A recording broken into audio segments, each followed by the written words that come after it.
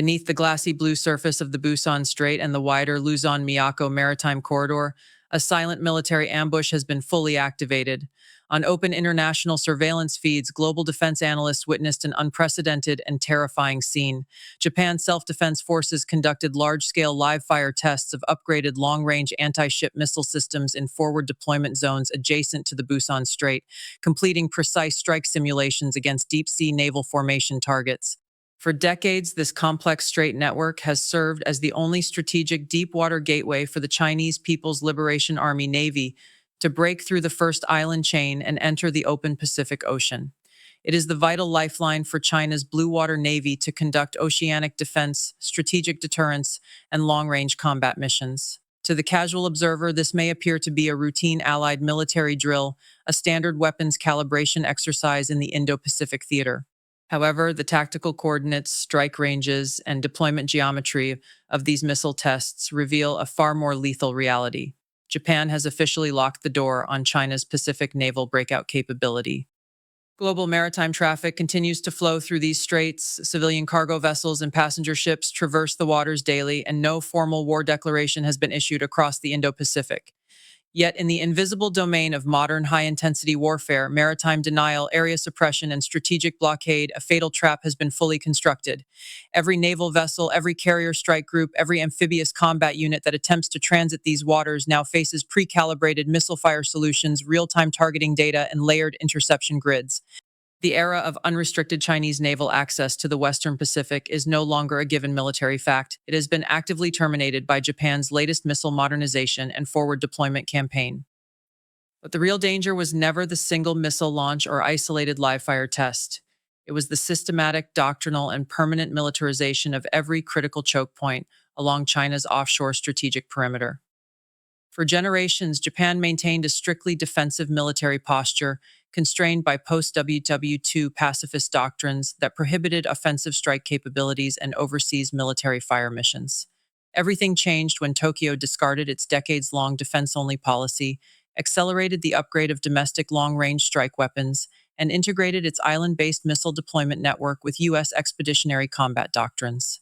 What the world is witnessing today is not a temporary military posturing, but a historic strategic reversal that will redefine the balance of power in East Asia for the next half-century. The hidden strategy behind this move is far more insidious and comprehensive than mainstream media coverage suggests. Most public reports frame Japan's anti-ship missile test fires as a simple response to regional maritime tensions, a conventional capability upgrade to counter growing naval activity in the East China Sea and Taiwan Strait. This surface-level interpretation completely misses the core operational logic of Tokyo's new military blueprint, layered choke point suppression, designed to permanently contain China's blue water navy within the first island chain. To fully decode this strategy, it is critical to understand the geographic and military uniqueness of the Busan Strait, Luzon Strait, and Miyako Strait complex. These interconnected waterways constitute the narrowest and most indispensable exit channels for Chinese naval forces to escape the confined offshore waters of the East China Sea and enter the unobstructed operational space of the Central Pacific. Unlike broader open ocean zones, these straits feature constrained navigation routes, fixed vessel transit corridors, and predictable maneuver boundaries, perfect geographical conditions for maritime denial warfare and missile ambush operations. Any large-scale naval formation, carrier strike group, or logistics convoy must pass through these limited passages to conduct long-range deterrence, patrol, or combat missions in the Pacific. For decades, the United States has relied on carrier strike groups, submarine patrols, and aerial surveillance to maintain deterrence over these choke points. However, U.S. naval power faces growing constraints, overstretched global deployments, increasing PLA Navy anti-access/area denial capabilities, and rising operational costs for sustained open sea deterrence. Recognizing this strategic gap, Japan has voluntarily stepped forward to undertake the critical role of land-based maritime blockader, leveraging its island chain geography to create a low-cost, high-leverage permanent missile blockade system. This marks a fundamental doctrinal revolution for Japan's military forces, For 70 years after World War II, the Japan Self-Defense Forces operated under an exclusive homeland defense framework, forbidden from possessing offensive strike weapons, forward deployment capabilities, or preemptive deterrence systems. All military assets were designed to intercept incoming threats to Japanese territory, not project power to block enemy naval movements in international waterways. Today's missile tests and forward deployments shatter that historical constraint entirely. Tokyo is no longer merely defending its own coastline, it is actively establishing offensive maritime denial zones in international straits thousands of kilometers from its mainland, directly targeting and restricting the legitimate oceanic mobility of another major power's navy. The strategic layout follows a precise three-tier containment logic. The first tier covers the northern channel centered on the Busan Strait, controlling naval exits toward the northern Pacific and Sea of Japan operational areas. The second tier locks the central Miyako Strait, the most frequently used deep water passage for PLA Navy carrier formations breaking into the Pacific. The third tier seals the southern Luzon Strait, cutting off alternate routes for southwestern Pacific deployments and SCS-linked naval maneuvers. Combined with U.S. military forward bases in Japan, South Korea, and the Philippines, this three-tier missile network forms an unbreakable maritime barrier that confines China's naval power within the first island chain offshore basin. Crucially, this strategy is designed for long-term great power competition rather than short-term regional conflicts. The missile systems being tested and deployed are not short-range temporary weapons, but upgraded modular platforms with 1,000-kilometer class standoff strike ranges, designed for permanent garrison deployment and iterative technical upgrades. Japan's goal is not merely to win a single regional skirmish, but to fundamentally reverse the strategic initiative of offshore maritime competition, forcing the PLA Navy into a passive defensive posture in its own offshore waters and eliminating its capability for proactive oceanic strategic deterrence. To comprehend the lethality of the Busan Strait trap, it is essential to dissect the technical parameters, terminal strike mechanisms, and tactical advantages of the three core Japanese anti-ship missile systems deployed in this round of tests. These weapons represent the cutting edge of Japan's indigenous maritime strike technology, abandoning the short-range, low-precision design of legacy systems and evolving into long-range, stealth-capable, multi-mode guided maritime suppression platforms.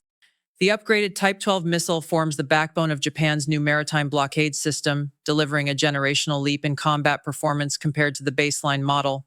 The original Type 12 was a coastal defense anti-ship missile with a limited effective range of 200 kilometers, designed exclusively for nearshore interception of vessels approaching Japanese territorial waters, lacking any long-range suppression capability.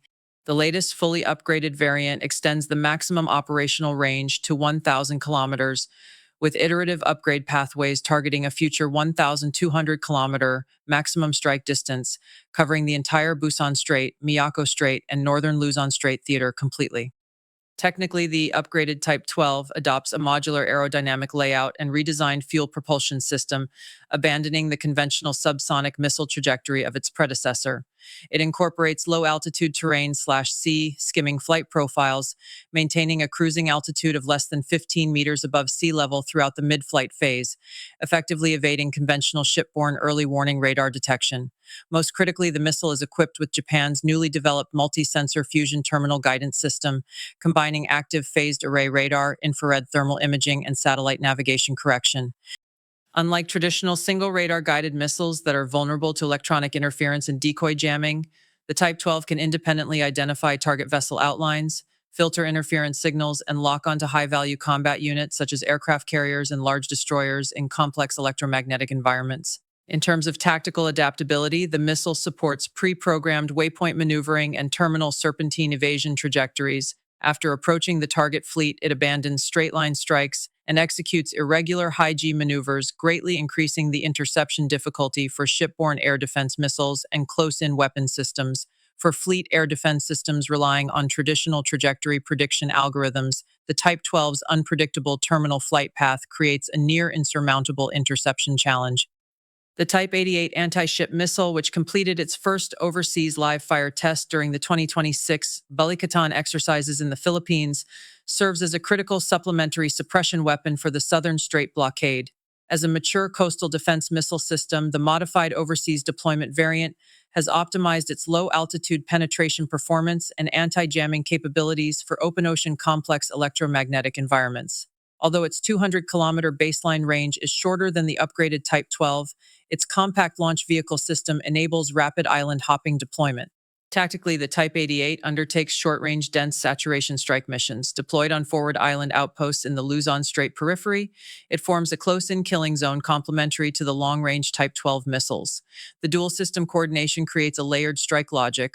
Long-range Type 12 missiles implement preemptive suppression and high-value target strikes outside the straits, while short-range Type 88 missiles block breakthrough attempts by remaining vessels within the straits, forming a seamless killing network from open ocean to narrow waterways. Japan's ATLA has unveiled a prototype of its next-generation modular anti-ship missile, representing the future technical evolution direction of its maritime strike system.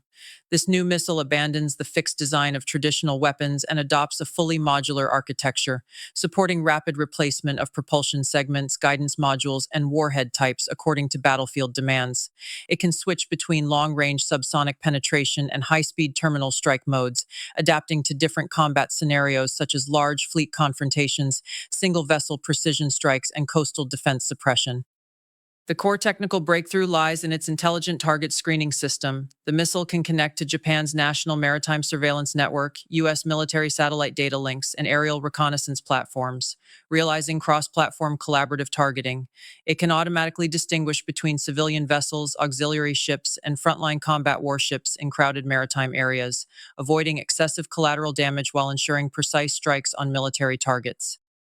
In future high-intensity strait blockades, this intelligent identification capability will enable Japanese missile forces to implement precise combat lockdown of military vessels while maintaining superficial normalcy of civilian maritime traffic, avoiding international public opinion disputes while achieving strategic containment goals.